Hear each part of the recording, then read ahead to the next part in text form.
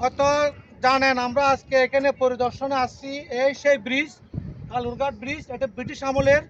এই ব্রিজটা দেখেন, যাই সাহেব দেখেন, অনেক পুরোনো। এটা মানে বলার মতো না। এই ব্রিজটা পুনরায় সংস্কার করা একান্ত প্রয়োজন। আমরা এটাও জেনেছি যে আমাদের শহীদ প্রেসিডেন্ট জিয়াউর রহমান এখান থেকে এই ব্রিজ পার হয়েই কালুরঘাটে গিয়ে উনি উনি স্বাধীনতা ঘোষণা দেন। স্বাধীনতা ঘোষণা দিয়েছিলেন।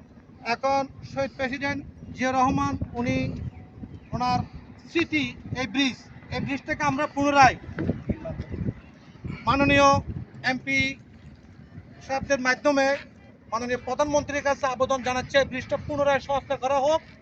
এজন্য আকুল আবেদন জানাচ্ছি। চট্টগ্রাম ৮ বেলাল ভাই, হয়তো আপনিও অনেক পুরোনো মানুষ বা প্রবীণ মানুষ, আপনিও জানেন আমরা এই মিডিয়া, অনলাইন মিডিয়া জগতে আমরা সিআইএনএন অনলাইন টিমে আজকে পরিদর্শনে আসছি। আপনার কি আটা কি মন্তব্যটা কি? আমি সংসদ সদস্য মোহাম্মদ সংসদ সদস্য এরশাদ ভাই, উনি উপস্থাপন করছেন সংসদে, এমনকি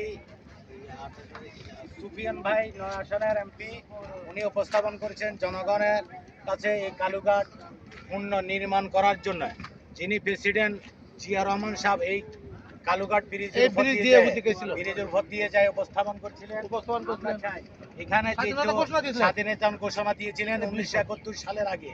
যে ভোগান্তি ছিল পাবলিক, এখনো সেই ভোগান্তি আছে, গাড়ি সিরিয়াল আছে, মানুষ যাতায়াতের জন্য ঘন্টা ঘন্টা বসে থাকতে হয়।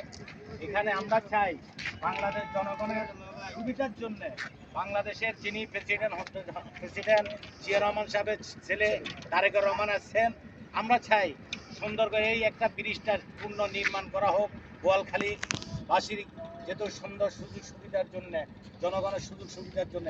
আসসালামু আলাইকুম।